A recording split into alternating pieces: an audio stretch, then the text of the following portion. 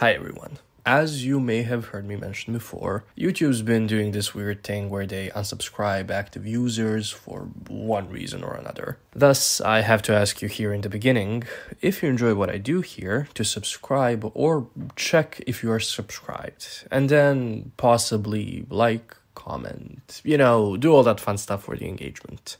Thank you.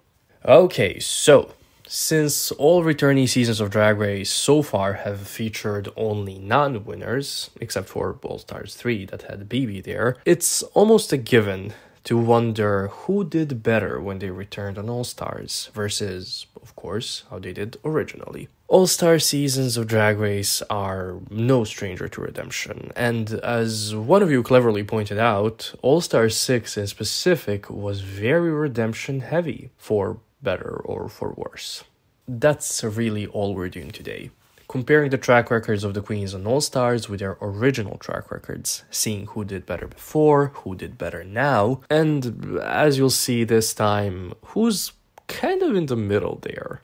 Comparing track records between two different seasons is not an exact science, as the challenges, the queens, and the circumstances are different. Doing that between two seasons that don't have the same format, and where the latter season is an all-star season, makes it even less accurate. But that just means that you shouldn't take what I say here today so seriously. It's just a way of analyzing the success of the premise of redemption in the eyes of the competition. So how are we going to compare? Firstly, let's establish that this point system, the one you see on screen now, is the one we use for both seasons. No points are awarded for winning a lip sync against a lip sync assassin, because the winner is going up against a queen that's not in the competition. And given that a win is not guaranteed on the side of the contestants, the maximum score for each episode varies. It's 5 or 6, or 6 or 7. It's not the same as a 1-point mini challenge win bonus, as we know those must have a winner. So for episode with a mini challenge, we know that the maximum is 6. Next, we're going to compare a queen's score to the maximum amount of points that can be earned in a season. Imagining that someone could win every mini and every maxi challenge, and then we're also going to compare their score to the maximum amount of points they could have earned in the time that they spent on the show. Then we simply compare. Let's start first with the queens that did not do better on All Stars, and let's use the first queen, the most obvious queen, the first eliminated queen, Serena ChaCha, as an example. Let's see, Serena earned 2 points out of the maximum 66 on that season, or 2 out of the 12 she could have earned in the 2 episodes that she competed in. I don't think I even have to mention that both of these percentages you see on the screen are larger than the 0% of the points that she earned on All-Star 6. This is almost a given that the first eliminated queen will always do worse than they did originally. However, there are scenarios where this does not happen. Let's say the first eliminated queen of a season, who also happens to have 0 points, returns on an all-star season, wins the reading mini challenge, and then is later eliminated that same episode. That way, they still outdo themselves even though they are still the first boot of the season. Oh, and by the way, if you would like to see full scoreboards for any of the previous seasons or for All-Star 6, you can check the videos that I left in the description below. I think it's also obvious that Jiggly is here as well. The early eliminated queens in most cases will have the fate of underperforming or of not living up to their past successes. As you can see, neither time she was on Drag Race did Jiggly have a stellar showing. However, she still did better on Season 4 than on All-Star 6, originally earning a quarter of the points she could have earned in the entire season, or just a little over a third of what she could have earned in the time that she competed. Next, the third boot of the season in Silky is also here. With Silky, it's even more understandable, given that she reached the top 4 of her season. How fair or unfair that was, we're not going to discuss today. As you can see on Silky's left, only 1% is displayed. Now why is that? Well, because Silky competed on all of the competitive episodes of Season 11 possible. However, I think we can excuse Silky's being here, as other than her character, the major thing that she needed to redeem were her performing skills. On season 11, she went on and on about how she was ready to lip sync if she had to, and how she wished she and Evie could be in the bottom two together. And then she went on to have one of the worst lip sync performances, not just on that season, but in Drag Race's history. Then one of the worst performances in the top 5 challenge, and then she was eliminated first round when lip syncing for the crown. And so, what did she do?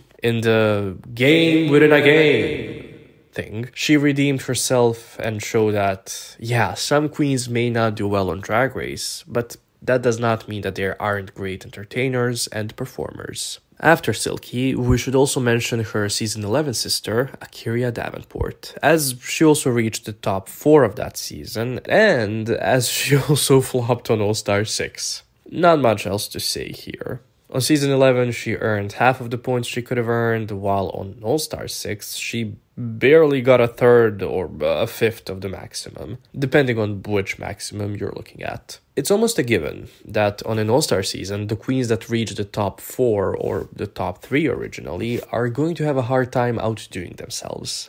However, it's not impossible. Yara was not able to outdo herself though. In my mind, I always tend to remember Yara's performance on season 3 as entertaining, mediocre, but good. But hey, she earned almost the exact same percentage of points on her original season as Akira, and we all know just how hard season 3 was, so all props to Yara. Anything above 50% is a job well done for me. It's a passing grade, at least. Yara was not horrible on All-Stars 4 though. Yes, she only earned 17.24% of the maximum score, but for the 4 episodes that she was there, she was able to earn almost half of the maximum amount of points. That's quite impressive. Now, how about redemption earned, redemption diminished because redemption begged for, and then stalemate?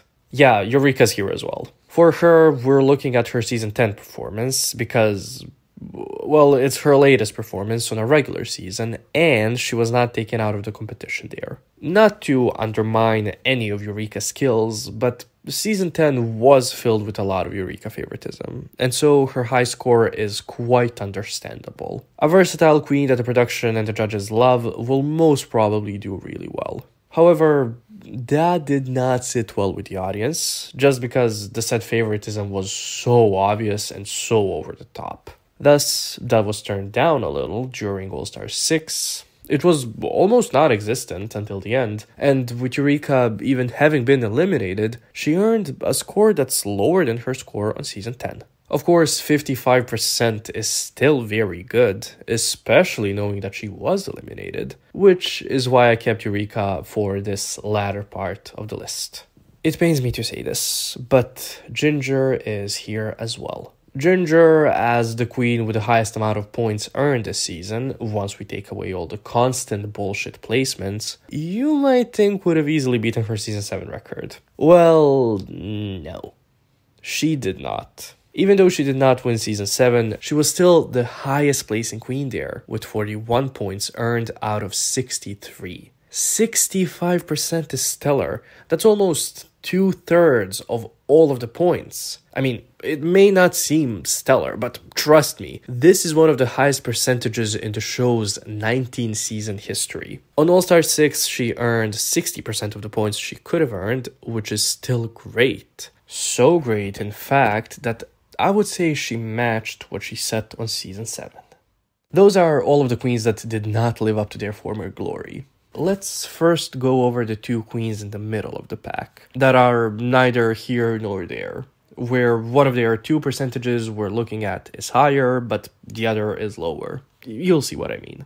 First, Scarlet Envy. It doesn't get more middle-of-the-road competitor for Drag Race than Scarlet. This regarding how she did in the competition, nothing else. Calm down. If we were to look at the full season, Scarlet did worse this time around, but only slightly worse, as you can see. The difference between her original score and her All-Star score is just -2 over 551. That is to say that there was a -0.36% change. That's insane how little her overall score has changed. Even when we look at just the episodes that she competed in, the difference isn't that large, but it does show that she earned more points on All-Star 6 while she was on the show than on season 11. Truly middle of the road. No change whatsoever. The only other queen that shares this spot here with Scarlet is Pandora Boxx. Just like Scarlet, Pandora's points compared to the full season maximum percentage is larger for her original season, but when we compare the other percentages, we see that her All-Star 6 track record is just slightly larger. Now that we're done with that, let's go over the queens that were actually able to outdo themselves. You obviously know who they are going to be by now, so let's begin with Jan. As you can see, Jan was really close to being in that middle group with Scarlet and Pandora. Now, how close was she? Well, the difference between her All-Star 6 and Season 12 performance, when comparing her score with the season's maximum, is even smaller than Scarlet's. It's